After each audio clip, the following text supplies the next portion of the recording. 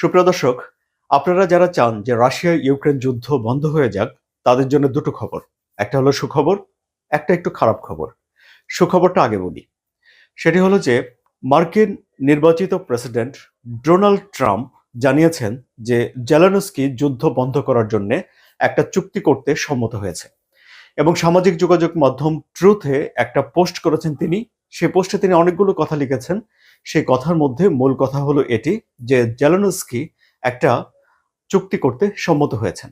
এমন এক সময়ে ডোনাল্ড ট্রাম্প এই কথাটি প্রকাশ করলেন যখন কিয়েভ অর্থাৎ ইউক্রেন সত্যি সত্যি একটা দোটানার মধ্যে আছে যে যুদ্ধের ব্যাপারে মার্কিন যুক্তরাষ্ট্রের অবস্থান আসলে কি।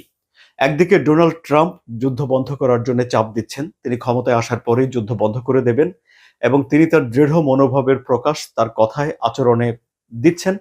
অন্যদিকে আরো একটি ঘটনা ঘটছে